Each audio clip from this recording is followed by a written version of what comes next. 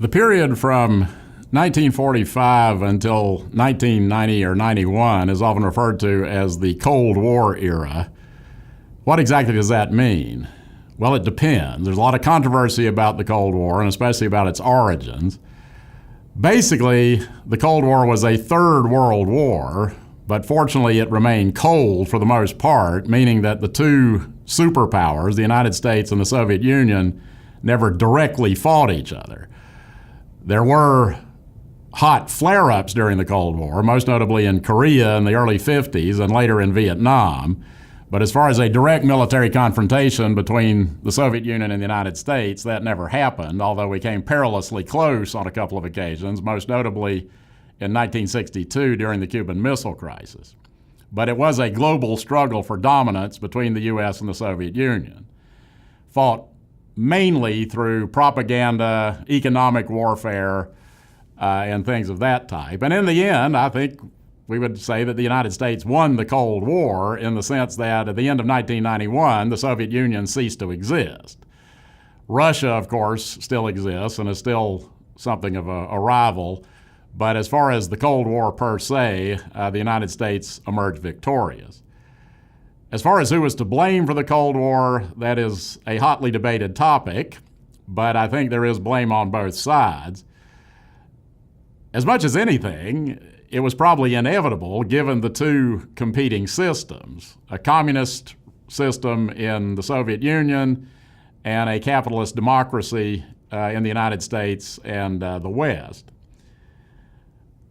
As far as when the Cold War began, some would trace its origins all the way back to the Russian Revolution at the end of World War I, but an event that's often cited as the beginning of the Cold War was the Yalta Conference in February of 1945. Yalta was the last face-to-face meeting of the original big three leaders of World War II, Franklin Roosevelt, President of the United States, Winston Churchill, Prime Minister of Great Britain, and Joseph Stalin, the dictator of the Soviet Union. There would be a later meeting of the big three at Potsdam, Germany, in the summer of 1945, but by the time of the Potsdam Conference, 2/3 of the big three had been replaced. Roosevelt had died and had been replaced by Harry S. Truman, and Churchill's party had lost the first election held after Germany's surrender, and so he was now out of power, and Clement Attlee represented Britain at Potsdam.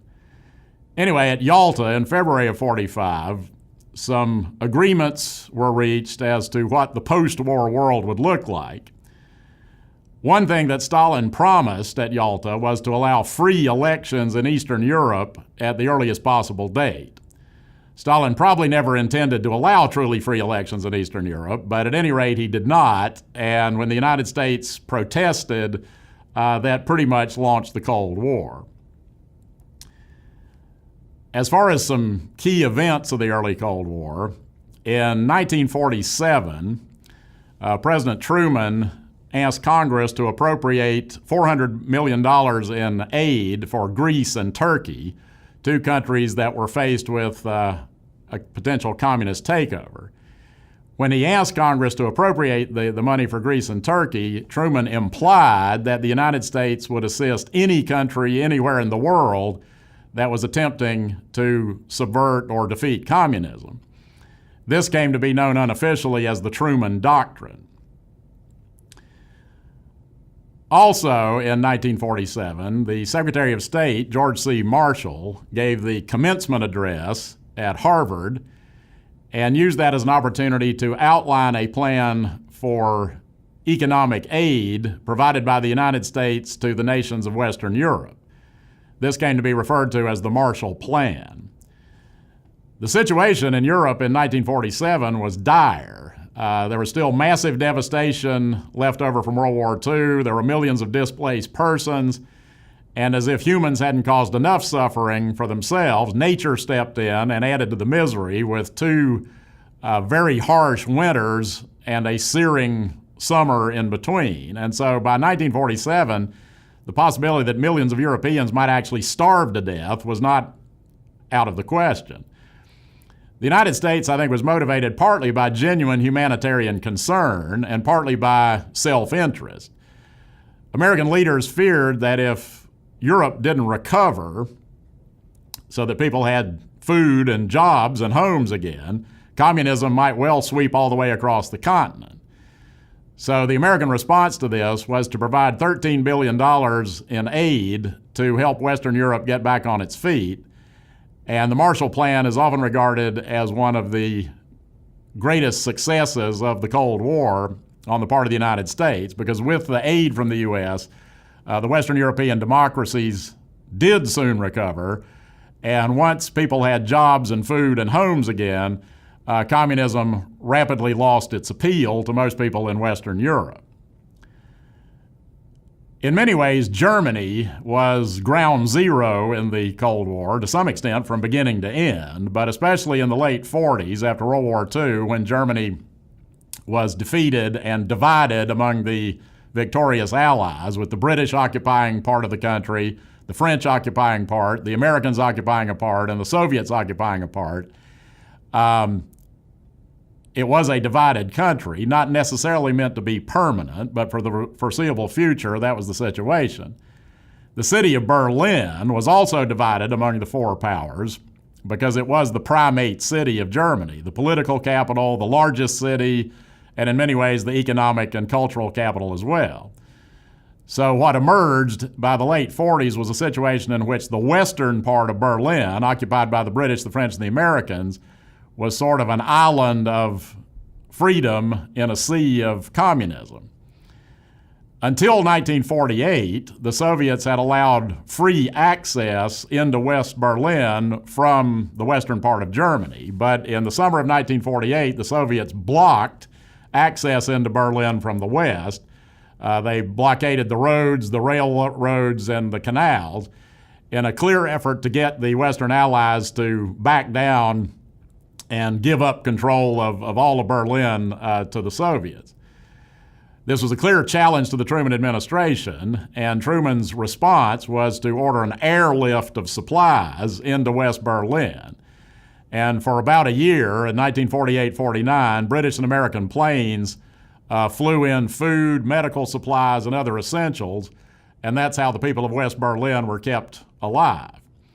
And eventually the Soviets backed down and lifted the blockade. The Berlin Wall would not go up until 1961, but Berlin was clearly one of the main focal points of the Cold War as early as the late 1940s. Overall, the United States was doing quite well in the late 40s. The Depression was definitely over. We had full employment again. By most measures, the United States was the greatest power in the world, partly because we had the atomic bomb and nobody else did. But the year 1949 saw two shocking events to America and its allies, the first of which was the fall of China to the communists. The Chinese Civil War had been raging since the 1930s, was sort of put on hold during World War II, but as soon as Japan surrendered, the Civil War broke out again, and in 1949, Mao Zedong's communist forces won the Chinese Civil War, and General Chiang and his supporters had to flee to the island of Taiwan. This was certainly shocking to Americans because it meant that as of 1949, the two largest nations in the world, the Soviet Union, largest in area, and China, largest in population, were now under communist control. So it seemed to many Americans that communism was well on its way to taking over the world. And of course, many people in the United States demanded to know who lost China, the implication being that the United States could have prevented a communist victory in China had we had the will to do so. Most likely, there is nothing the United States could have done to have prevented the communist victory, but that was something that was very troubling to a lot of Americans, especially Republicans. Since Truman was a Democrat, they tended to put the blame for the loss of China on his administration.